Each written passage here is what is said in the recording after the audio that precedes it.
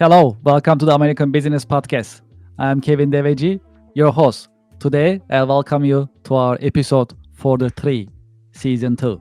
And we have a great guest today, and we'll cover digital transformation, manufacturing, as well as adapting the change that comes to the business world with AI. So let's welcome our guest to our virtual stage, and we can start our conversation together. Good Hello, afternoon, Phil. Kevin. Welcome to the podcast. Hello. Good Thank you. afternoon. Yeah, How thanks are for you? having me, Kevin. Very excited to be to joining your podcast and looking forward to our discussion today. Thank you very much. I'm happy to have you today in the American Business Podcast, and looking forward to learning from you. How is your week going so far?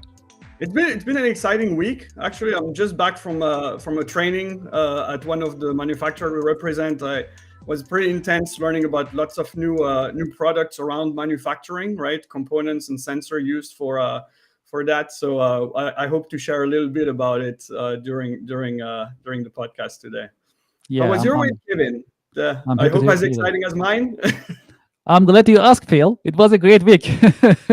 Let me actually share some also, what I done this week. It was actually pretty happening. I'm glad you asked. Thank you so much for these. So actually, yeah, I actually joined a couple of events, and I'll share some pictures also from this week as well, because it was really happening. So this week, earlier this week, I had a chance to uh, join a Top Golf event, a marketing event. I also had a chance to make a presentation, so that was good. I had the chance to talk to our uh, partners, customers, channel partners, so that was really good. So this is this is a picture from the my presentation, and we also had a chance to play some golf. We had a chance to meet with some of our colleagues. So let's remove these, let's update these. So that was really good. It was a very friendly environment. And also, of course, when it comes to golf, then I had to also get my position and join in. So that was also good. That I had a chance to play a little bit of golf. That was really good. And yesterday we also had an event. I had a opportunity to facilitate an event at HALI, Hapak Industrial Park Association, and that was also pretty good too. We had actually two presenters. They talk about uh, family businesses. We had Tildat Varon. Also, we had Michael Catherwood from Alliance. He also talked about the importance of trade credit insurance. So that was actually very educational. We had a nice crowd of business people join us from the New York metro area. So yeah, overall that was actually a pretty good week. And yeah, before 4th of July, I'm gonna join a couple of events as well. That's how it looks. So very happening nowadays. So yeah, going well. So no complaints.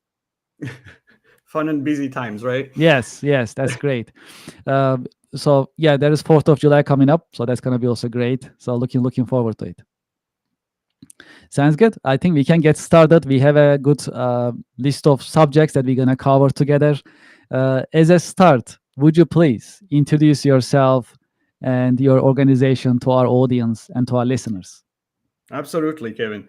So my name is Philip Huber. I go by Phil, right? And I'm currently a senior automation sales engineer at Gibson Engineering. And what we do at Gibson Engineering is that we help our customer to solve their manufacturing challenges through automation solutions, right? So the company's been around for over 80 years as of this year, which is a great anniversary especially when you're in the field of automation. So it's been around for a while. The topic too, and our core business is basically to sell automation component through a consultative sales process for our customers, right? And customers can be the end users of those components. They can be integrators of those components, where their machines are gonna basically like use them, or they can even sometimes be original equipment manufacturers, right? But with 80 years of experience, you build knowledge, right? And beyond offering those components, we can we can also do more beyond that, and we can bundle those components, pre-assemble them for our customers, even offer engineering services, right, especially for our end user customers, all the way to turnkey solutions when we are involved all the way until they start the turn on the button, push the button and turn on the machine to start using it in their manufacturing solution, and of course supporting them afterwards. Yeah, so that's in a nutshell what we do. We're covering most of the northeast of the US, right from Maryland to Maine. So it's a large territory, and I have the pleasure to help our customers on Long Island and New York metro area. Yeah. Yeah, that sounds great. Phil, can you tell us how did you choose to start your career? Aha. So what I didn't mention in my introduction is that this is my first sales job, and prior to that, I did 15 years of engineering, right? So most of my career has been around designing those machines for the manufacturing processes, right? And in various fields, right? It was in semiconductors, pharmaceuticals, consumer goods. And that's the exciting part about being an engineer, is that you can see a lot of how things are made, and even participating to making them. But yeah, I don't come from a family that had then much history of work within the industry. So the industry was kind of new for me, right? I fell in love with engineering because of my dad being a Formula One fan. So very early on, right, I was like, hey, I want to be the guy designing those racing cars. That's exciting. It became actually a very relatable topic, as it's a very trendy passion now.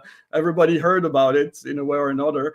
But yeah, and the interesting part is that started very early on, right? And then you go through your teenager years, you don't know what to do. You're not sure if you're taking the right path, especially when you don't have the exposure to the different industries, right? And that counts for any job, by the way, right? Whether you're looking into manufacturing or into engineering or something completely different. But I had the chance to run into some amazing people, right, who guided me the right way, and guided me also, I would say, with the right approach, right, of giving you the freedom of taking the direction you want, but still, right, enticing you one way or another based on what they could see for skills and interest and things like that, right? So it is for sure, right, a journey, right? And I believe everybody has lived this right through their career. Especially early on, when you get through that journey, it's it is interesting in a way, and often we don't enjoy it. It's always worth enjoying it once you find the passion, right, and you work in that field. Absolutely. Yes. Can you tell us about your work a little bit? Yes. What are the challenging parts and So, exciting parts of your work on daily basis? Yes. So now being more, using more like a consulting approach, right, rather than the hands-on that I did 15 years prior. The challenge is also linked to the fun aspect. Is the variety of applications, right? So you cannot be an expert at everything, but you have to build some expertise, right? And that's the thing, right? You using your base expertise on the engineering field or manufacturing field, but also always learning from your customer, learning from your contacts, learning from your coworkers on what can be done, right? Everything's based on listening, right, and understanding. And the challenges nowadays are around the pace and the quantity of information, right? So there is a lot of information that comes at people, and the pace now, especially with technology helping in a way, it can be a curse, right? There is a lot coming, but it's coming fast, and you have to make sure that you don't take too much of the noise, right? So focus on the solutions, and focus on what matters at a day-to-day approach on every project is really what's important, right? And yeah, that's a good way of like overcoming those challenges, right? And when you're interested in technology, when you're interested in solving problems, the true challenge is to say, oh, let's not go in all directions, right? Let's not get lost.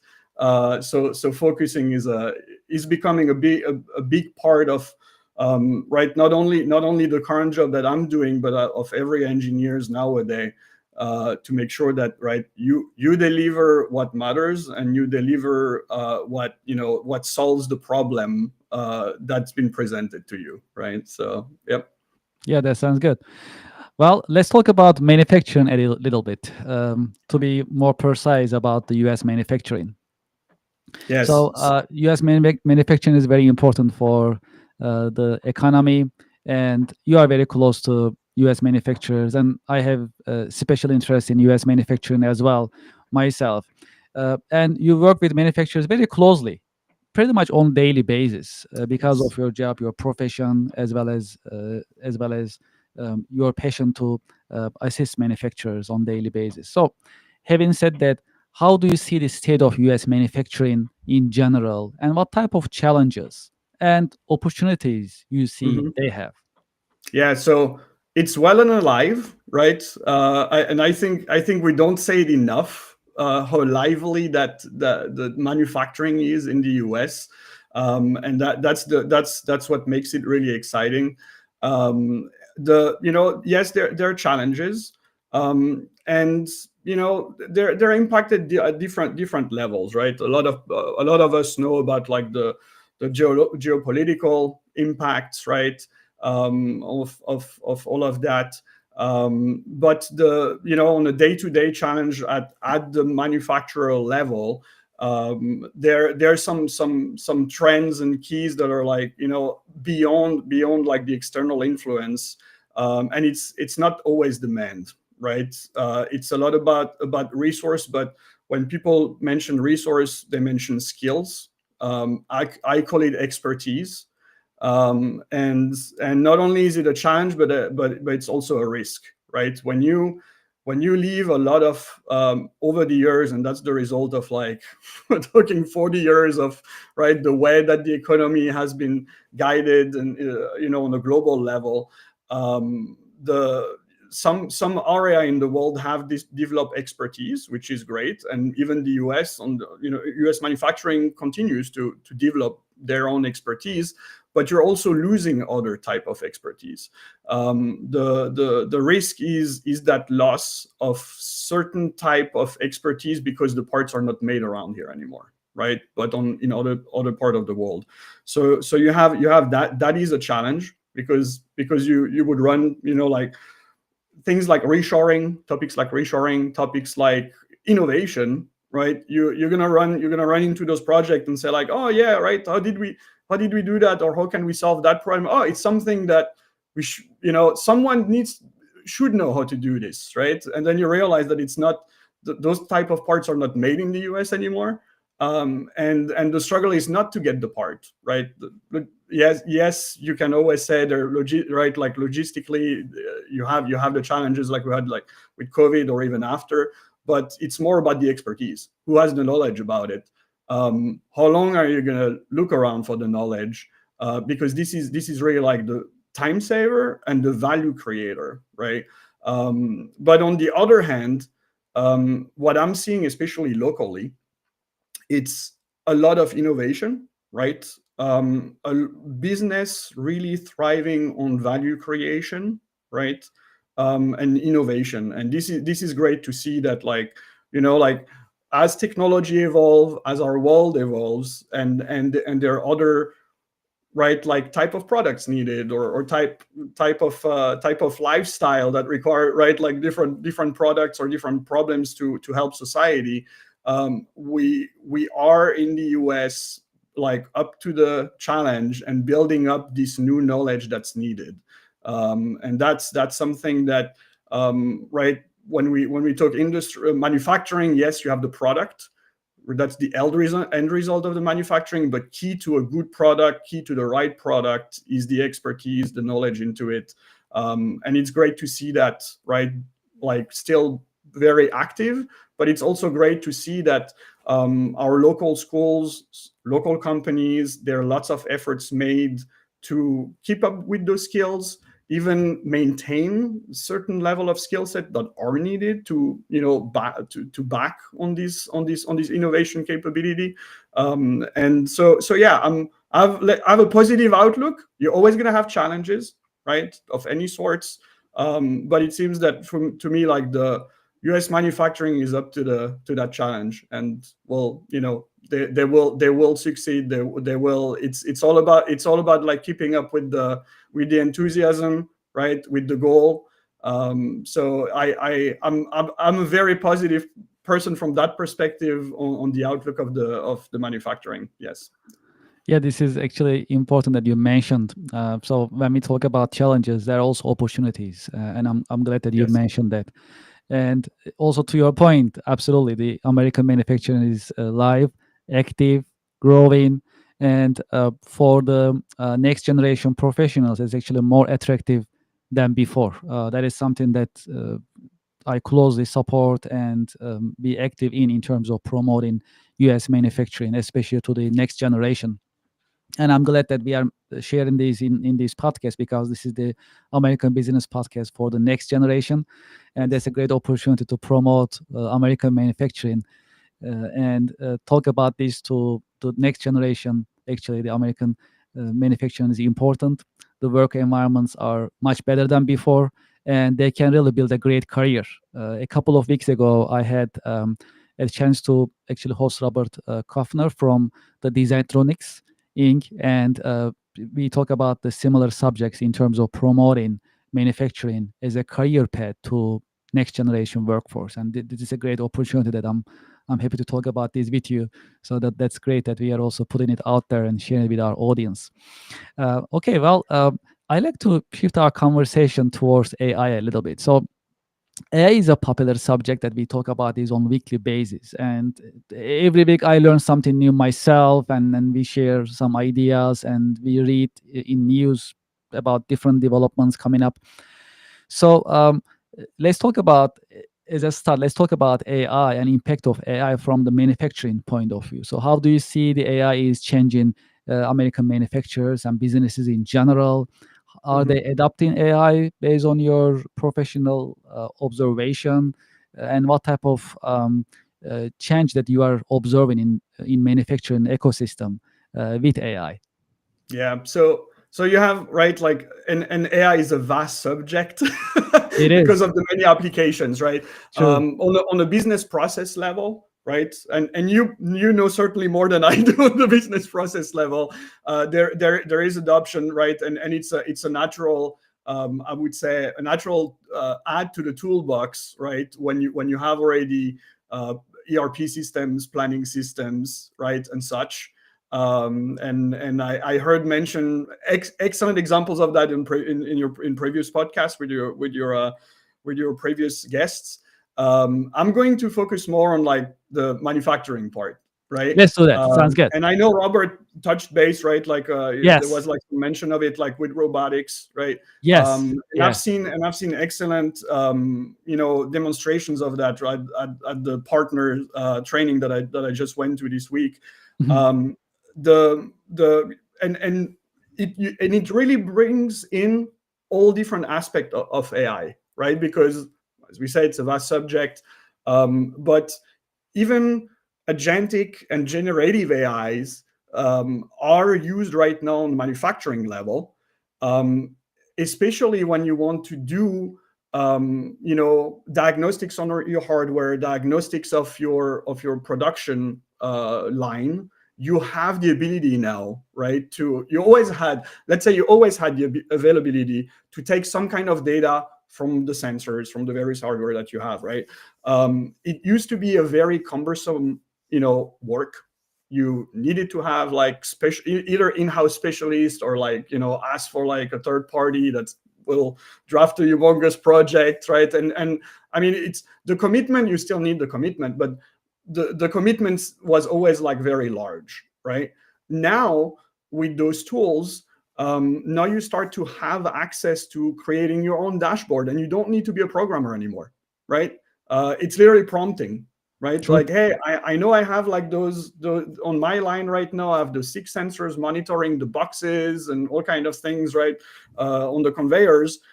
Please, create me a graph that's renewed daily on how many boxes of this size did the sensor go, how many times the sensor failed, how many times my line stopped, right? So those are the kind of thing where prompting, now you can prompt that and you don't have to, right, to have a programmer on hand to do this. So True. that's one aspect of it, right? So Mhm. so it is linked to business processes because it's going to give you like key information for your your manufacturing process improvement, and down the road, right, help you with your ROI, help you with your targets, right, from an economic standpoint.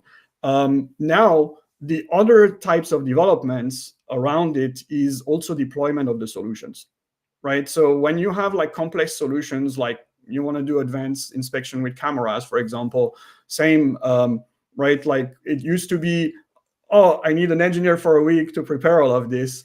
Now you are able to do that pretty quickly, right? With like literally categorizing certain things, right? You teach a few pictures. 10 years ago, you would have to teach hundreds of pictures. Now you're teaching a dozen, and the model already understands it, right? What Mhm. is a good part versus a bad part, right? So you have all these kind of things where, right, the different expertise of AI, where it's machine learning, edge learning, right, start to combine towards the user experience. So you don't need the same level of advanced, right, skill set and trained skill set that you would have needed prior. So that helps you with your resource, but also the speed of deployment, right, and versatility. A lot of the manufacturers, especially in the Northeast, are like more towards like high value. So you have a high mix of production, right? So on the same line, you're going to make, yes, the same type of parts, but often the dimensions are going to change. You're going to have variations, right? So now you're able to use the same piece of automation and adapt it, right, faster to those changes, right? So you have like a lot of evolution like that makes automation. That's the holy grail. We're not there yet, right? But to make the automation adaptable, right? Mhm. And that goes, and the other thing where AI helps is not the AI itself, is the push for more processing power, right? That is Mhm. driven by AI. More processing power allows you also, like on a lot of your controls and machines and things like that, to process more data, process it faster. But that also is going to help you in, right, simplifying the way you teach, being more modular, easier to reassign for your production. So yeah, very, very, very vast topic. If you want, we can do an extra half hour on that one. But Absolutely, yeah, I'm hopefully sure we can. Yeah, I have no doubt. I gave you some examples, right? Not Yeah, be that is too true. overwhelming here. It's fascinating. I mean, it's a fascinating It is subject, fascinating. and it's good. I'm happy to see it actually in practice. Yeah. And to your point, and I was talking about with some of our colleagues and guests before in the podcast as well. So none of these technologies run by itself, at least at the moment, right? The enterprise business software systems, manufacturing systems, advanced pen and scheduling systems that I'm really fond of. So they all need to be configured and Mhm. implemented in a way that it'll work for that organization. But now with the AI, things are getting faster, more efficient. And to your point, there used to be more teaching required for these systems. Now it takes less time, learns very quickly, and keep learning. That is the good thing about it. So this is really exciting. So here is the $1 million question. So Oh, will AI replace humans and jobs? so it will displace jobs, right? So that's what we can see, right? Because often, like, and it was the case with automation since forever too, right? You go for the low hanging fruit, you go for the repeated tasks, so that you can reassign, right, your resource to more value added task, and that's what's going to happen naturally with AI, right? Happen with the introduction of the computer. So you're going to displace, right? There's going to be a big need for like updating skill sets, right? And that's the challenge, the speed at which it's going, right? To make sure that like all the you build up your talent around that, despite like the rapid pace. But yeah, mostly displacing, right?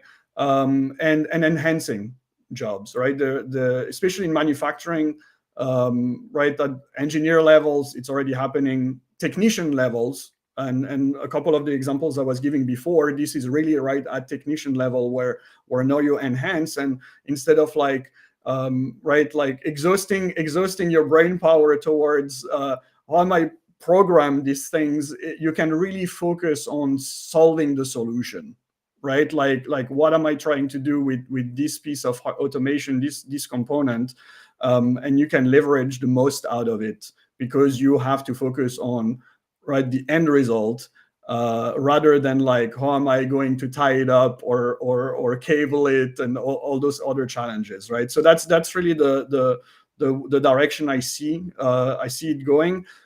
There's going to be, right, you hear me saying about pace. Yeah, it's not going to be all happening like fast all at the same time. There's going to be, early adopters are going to go fast, right? And then eventually the rest of the field will keep up. We have to keep in mind that, right, no matter what, it's technology, you have to have capital expenditure allocated to it, right? And with the high exposure of right, like everybody talks about AI right now, it's important not to forget that when you implement solutions like that, it's here, you do it because you want to solve a problem, right? You don't do it, yes, certain companies, because you want to be ahead, you're going to start like to dabble with it, right? So you can gain expertise, and we, right, like that's one of those topics. But from a, right, like from a day-to-day manufacturing operation, what you're doing, you're trying to solve a problem, you're trying to enhance your manufacturing, right? And that's something that shouldn't be lost, right, from when you start to look into those kind of considerations. Yeah, I asked the same question to Robert from Designatronics a couple of weeks ago. So yeah, I mean, his answer was straight no in terms of whether AI replace humans and jobs or not. How about combining it with robots? Is it going to change anything in your view, or how quickly is it going to change? It's same. It's going to evolve, right, at different pace depending on right, like the commitment, because now it starts to be like more, at least at the beginning, right, skill needed, right? There are lots of companies around the world who like say, okay, we are working on robots coupled with AI to try to simplify the deployments of them, right?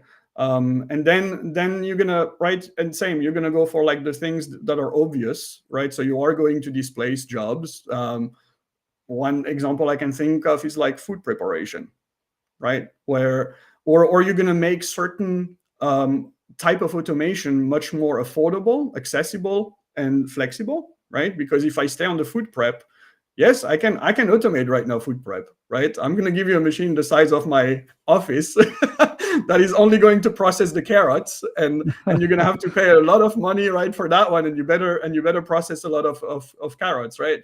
But now with the robotics, now you enter like the thing of flexibility and teaching it faster, right? Like so that's really like what you have to look at. So it's more about enabling now, in the future, right? And that's probably a trend I see over the next like 5-10 years, to now start having robotics going into not purely industrial settings anymore, right?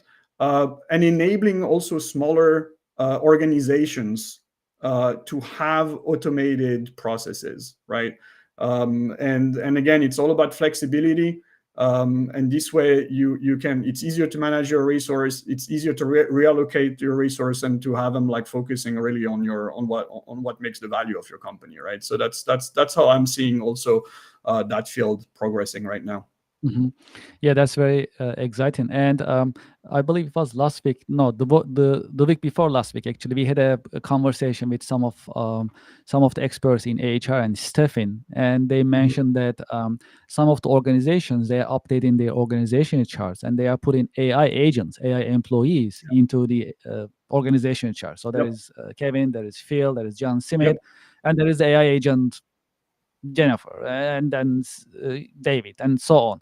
So Yep. it's actually getting into the organization chart. That's It also is. a pretty big change when you think about it. It is. It is. And they're like, and next step you name the robot. I mean, we already name robots, but that's more for fun. Yeah, yeah, We're not on the organic route right now, right? that's for sure. But yeah, yeah, yeah. Not that, and that's true, right? And having worked prior in larger organizations, you have those agents like basically taking a full set of I wouldn't say like I mean yeah skills, but more basic skills, right? Mhm, That a full department or a full group can lean on to, mhm, and that is like pretty powerful, right? Where for example, when you have like thousands of product in your portfolio, yes, your most experienced, right, like people are gonna look at an application and say, oh sure, I can pick that. Right? But what happens when you have like retirement turnover, right? So mhm, it's a lot about like knowledge management and knowledge, right, like keeping, mhm. and that's where like those right solutions become actually a critical part of the organization. Yep. But as you say, it's all going back to data, so you better have your data straight, right? Yes, yes, yes. Garbage in, garbage out. So it better be, Yep. Yep. organized data. Good. That's good. So, let's talk about your role model. So you have years of experience, professional experience. Have you had any role models that you can share with our I have our audience? I had a few. I had one in particular, my team leader Chris, when I was at ASML. He was he taught me how to be a good engineer. Let's put it this way, right? But in such a casual way, right? It was always about like the project we're on, look into the details, and just like don't get overwhelmed by the details, right? He had like that thing, and I'm sure like other engineers have heard of that, where you need a requirement, but you don't know how to characterize it yet. And everybody has that. You do that, right? When you put specification for a customer, you're like, hey, the customer knows that they will have to give me that. We don't know yet. They don't know because they don't have the experience, or we don't have like information to back it up. Put something in there. Keep it on your radar. And right, we used to have the acronym WAG for wild ass guess, but we knew it was a wild ass guess because we needed to fulfill it, right? But and that's the kind of thing is right, like in manufacturing, especially, and that's what he taught me the most, right? I didn't realize it back then because I was like a junior engineer starting in my career, focusing on my little right piece of that machine. But it's important to make sure you understand what's around and understand what matters, right? And when it will matter, right? Because you can say, okay, back to the point of being overwhelmed with information, right? We know this is going to be a critical piece, right, for our manufacturing operation. We can afford to get the project moving for the next, let's say, maybe a month without knowing it, right? But let's not lose it. And that's the kind of thing that's right, like to me important now at a larger scale, because that's how you develop the expertise, that's how you develop like the value, right, for all the manufacturers that are here. That's what you sell the expertise, and developing it takes that like process, that demeanor of not being overwhelmed, looking at the problem, going through it, right? And that's an amazing that's an amazing set of skill that I'm super grateful Chris taught me early in my career. And I probably, like, if you ask him today, he's going to be like, I didn't teach that to Phil, because he did it in such in a casual way that it was natural. Right? So Yeah, it is yeah. actually fascinating. I mean, during our career journey, we Mhm. meet with different professionals, senior than us or our peers, and so on. And it's amazing to see like how they are touching your life, by Yes. knowing or not knowingly, that because you are working together and you learn, and they Yep. open certain doors to you because of the knowledge that you get from them. That is Yes. fascinating, and I'm glad that you It share is that. it is fascinating, and Yeah. it's always right, like especially when you're about mentorship, people shouldn't forget that it's also both ways, right? The person that receives it needs to be open to it, Yes. right? And that to me, like if there is what that's one big piece of advice I'd like to give to people who are like early career and getting into it, right? And again, has nothing to do with manufacturing in particular, right? Like whatever career path you take, when you have recognize when you have the chance to run into role models, right? And sometimes it's through your job, sometimes it can be like just like right random, Mhm. but be open to receive all these like valuable information and valuable teaching, right? So Mhm. very Let, very important part. let's talk about career lessons, key career lessons learned. Would you like to share any lessons learned with our audience and Lesson our learned. listeners? Oof. I feel I learn a lesson every day. But that's the point. That is true. It's Lesson ongoing, learned. right? That's Don't true. Good don't be point. afraid of anything, right? If you start to be like, hey, I'm not comfortable with right like this topic, not comfortable, right, or something like that, and you just like disappear, you just missed an opportunity to learn, right? So and that's that. And early career, I had a lot of those cases. It took me 10 years to realize like, hey, you know what, it's right, not that I wasn't putting myself in this less comfortable situation before, but it's also about recognizing them, right? And that is something that's right, as for career lesson, right, is very very important. Even then, right, like on a lot of right, a lot of time you want to say, okay, especially early career, I want to grow my expertise, I want to focus on what matters, and then you hear the other things and you're like, what is this about, right? Like for like me, for an engineer, starting to hear about like accounting information, right, where I'm like, why? But then you realize the importance of it, right? And those are the kind of things where it's never too early to be open to those life lessons, right? Because they come on a daily basis. Mhm. Yeah. Yep. Yep. That is true. That is true. That's why it's Yep. important to keep an open mind. So that really helps. Yeah. Well, what are your biggest passions and interests So outside of work? as much as I love manufacturing and love like like fixing things, understand how things work. I My way of right like relaxing and is being outdoors and gardening, right? And but funny enough, at the end of the day, right, and that's something same, right? Like coming a little. Some people are gonna be open to that early in their career. You realize like how much you can take nature as an example for solving problems, right? It's here, it's in front of you, it's every day. Uh, it's That's a great example. unpredictable in Yes. ways, but until it becomes predictable, right? And it's a school of patience, right? You're working on the long Mhm. term, right? Unlike on our day-to-day jobs where we're like more focused on like right faster result, faster pace. That basically, that's Mhm. why I like that hobby. It's like it's balancing out right a lot.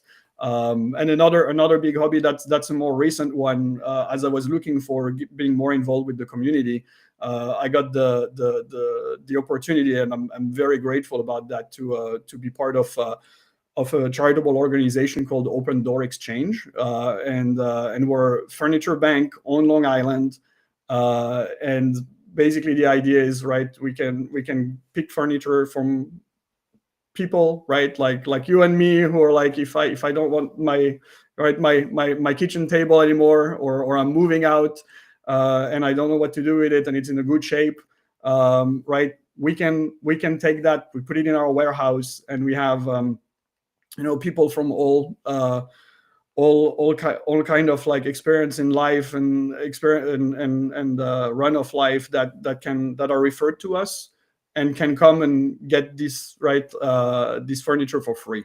and knowing that you can support right like a veteran, or someone whose house, like unfortunately, like burned down, or like a single mother, with Mhm. having some decent furniture, right, a decent standard of living in their apartment, is something that's like really really really good, and especially because right.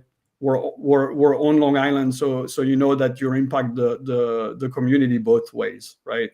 And for someone like me who likes Absolutely. nature, knowing that, right, there are also like furniture that doesn't end up on the landfill is is another Mhm. part of the reward, right, of all of that. So it's Just makes yes, sense. yes, Correct. yeah. And if there are Yes, people from the area who are absolutely. listening to us, and I hope there are many, uh, uh, go Google There are Open Door many. Yes. Exchange. We're in Me- Port Jefferson, and we're looking for volunteers. Okay. Like it's Yes, absolutely. growing. I'm Yes, glad you yeah. mentioned that. Mhm. Yes. Can you Yeah, share the absolutely. So website I mean, again, please? it's opendoorexchange.org, but if you go on Google and you type Open Door Exchange, Okay. right, like in these three words, you'll Mhm. have all the information, right? Everything about what we do, how we're organized, the life of the people impacted, and more importantly, how you can help Mhm. us, right, with volunteering and donations. And yeah, I wish I wouldn't have to say that, but there is more and more, we're needed more and more, right? And So that's a growing need, that I wish wouldn't be the case, but Mhm. but we are Mhm. helping a lot of families right now. Yeah. Yeah, absolutely. I actually a couple of months ago, I had a chance to facilitate a meeting with nonprofits, meeting with manufacturers of New York metro Wonderful. area. So then that was a great opportunity for introducing nonprofits, their causes, their needs, what they do, to manufacturers as well as businesses and professionals in general in the region. And that was a full Yeah. house. Many people came, and we met with many different nonprofits that I didn't know they existed actually. So that was a great opportunity, and I didn't know you actually involved with these nonprofit. That's a great opportunity that that we talk Absolutely. about Yeah. these and and Yeah. and share with our audience. And yeah, I mean, when you are around good, only good things happen. That was my lesson I took during that And meeting it's with true. nonprofits, because it was Yeah. just good. I mean, the those missions that nonprofits have, that just designed to help community, and we don't talk about profits, we don't talk about anything like that. This is just pure good, just you just help communities, and that is it. And I saw these professionals and leaders of nonprofits, and I've seen their passion to help communities in different ways. That was inspiring, and we need to be involved with nonprofits more often than before. So that is really important that we actually Absolutely. share with Absolutely. our and audience. That's and that's right, that's to really to, to important. get to get like towards like Um, that point, like Long Island is an extremely active territory, for nonprofit, which is yes, great to know about, right? So it's compared to true. other places in the U.S. We have a lot of nonprofit organization, and they all have a great purpose, Mhm. right? And they're all very active. And True, but it's great to hear, because it tells you how much community matters, right, in the area. Yeah. Yeah. true. It does, absolutely. I 100% agree. Well, as a professional, you wake up every single morning, go to work, you work with manufacturers, you address their challenges, you help them adopt digital transformation. Um, how do you stay motivated? How do you So stay in inspired in in, on in daily case you haven't basis? noticed over the past half hour or more, I'm all about I learning, know. right? So I'll take everything as a learning experience, and that's the thing, right? Like good or bad, it's always, you're always gonna learn something, whether it's for your personal growth or for fun, or right. So that's basically how I'm looking at it. And that's why for all those years I loved like being hands on, right? And even then, like in some way, my current job, when I go testing something with a customer or even support them, right, like on a machine, yeah, I still have a little bit of that like hands on uh, approach, and you always make a learning, right? Even on the non-engineering part, right, where the everything's an Mhm. experience. This is an amazing experience. Never had the opportunity to try a podcast before, right? So and that's the thing, Yeah, it's an that's honor. what's So fun, thank you, right? thank That's you. what makes life Mhm. life life fun. We like to Mhm. enjoy things outside of work, but it's even best if you take an approach like at work, that right? You're going to learn always something valuable from anything, right? Anything that happens to you. Yep. Yeah, I know we pass our time, but I love to get your wisdom and help you share with our audience if that's okay. So before we end our session, what are your career advice for the next generation professionals who are thinking about getting into manufacturing and manufacturing technologies? Can you share some of your insights and wisdom during our conversation? But as a final note, So what are your career don't be advice for them? afraid to experiment, right? So and some people, right, and it doesn't mean that you have to go in all direction. That doesn't mean that you have to have like a right fluctuate various career path. Some people are going to very quickly find what they love doing, and they're going to say, I'm going to stick with it, and I'm going to just like build my career on it, and it's absolutely amazing. To get there, you will have to experiment, right? And for others, like the experimentation lasts a little longer, right? But that's the thing. Experiment, be open to right the experience that you have, and know yourself. Know yourself. That's a big one, right? Because often you're gonna think you like certain things that you're doing until you don't. uh, and That's true. but That's true. naturally, right, like having an open mind, and I see that even like I've seen with colleagues, I've seen with customers, I've seen it with myself, just on a training purpose. When someone comes right to a training session of any kind, with an open mind, that person's going to retain much more than anybody else is going to come here to that training and say like, why am I doing this, right? And that's a big. It's all about the mindset, right? So that's a big thing. We have the chance, especially like in a country like the US, right, that you can have access one way or another, right? And it doesn't mean that you have to go to like a top university, or that you have even to go to like an undergrad school. You will have access, especially in manufacturing, to machinery. You will have access to companies. Companies are more and more open, right? And you, again, you heard it, like I heard it in your previous podcast, right? To share with, especially with younger people, what they do, how they do it, how it works. Take all that opportunity, and keep an open mind, and you'll find what you like, and then you can do an amazing career, especially in manufacturing. Lots of opportunities. For those who are listening and watching these podcasts, if they like to learn more about you, your organization, get in touch with you, what is the best way to Absolutely. be in So touch with you? to know more about what we do at Gibson Engineering, right? Very simple. You go to our website. It's www. I have three W's. So www.gibsonengineering.com. And I believe like it was written in the right, like in front of, next to my name. So for the word, it's in one word, right? Gibsonengineering.com. So that's about my company.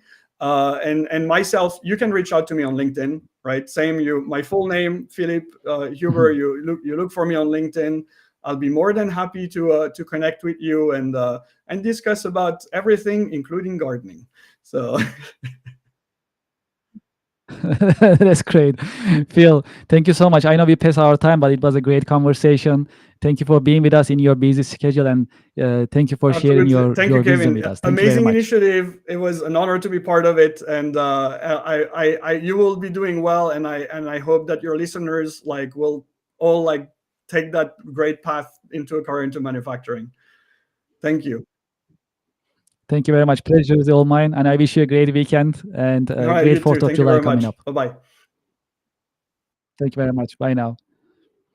Well, to our audience and to our listeners, we had another great, informative podcast episode at the American Business Podcast. I hope you like it and you had a good time and you learned something new. Well, as I always say, you always learn something new in our podcast. Something, at least one thing or at least two things, but you'll definitely learn something new because we keep it informative and educational. That's important. Also, we always invite experts so that we can learn from them. That's the idea, and today that's how we design it. So I hope you like it as well. Also, I like to thank you for your support. We just passed 60,000 YouTube subscribers on YouTube. Thank you very much for your support. And it's growing very fast. It means a lot to us. Your support means world to us. We truly appreciate it. If you haven't done so, please go to our YouTube channel. We also have a QR code right here that you can easily scan on your phone by using your phone. So we truly appreciate it. Please subscribe, like, be part of it. It is important that we get your support on YouTube. So thank you so much, and thank you very much for your support and for liking.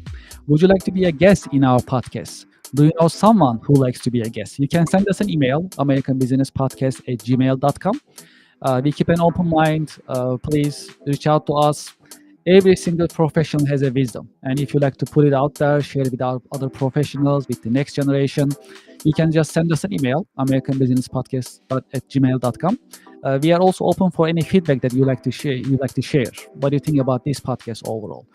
Do you have any idea or subject matter that you like us to cover? Please talk to us, send us an email. We truly appreciate those feedbacks that you send. And for those who are in touch with us, I'm sure they know, and I like to also share it with you. We are very responsive, because that is how we design our podcast, with your feedback, with your insights and input. That's critical for us. So we welcome you to get in touch with us. And if you like to see what is coming in our business podcast schedule, you can visit our official website. It's americanpodcast.tv. When you log into the website, you'll see the schedule right there on top. You'll see what is coming, who will be our guests, what type of subjects we will cover in our podcast, and you'll be able to see it and join us and watch on YouTube, LinkedIn, and other social media channels that we have. Also, one final note, we have a actual sponsor, IP Vanish VPN. So if you're looking for a VPN, you can consider IP Vanish. I use IP Vanish as well. It's a solid system. I also put their link as well that you can connect. You can learn about IP Vanish with this link. And if you're interested, you can subscribe and consider as a VPN software solution. Well, I think we cover a lot today. I hope you like this episode.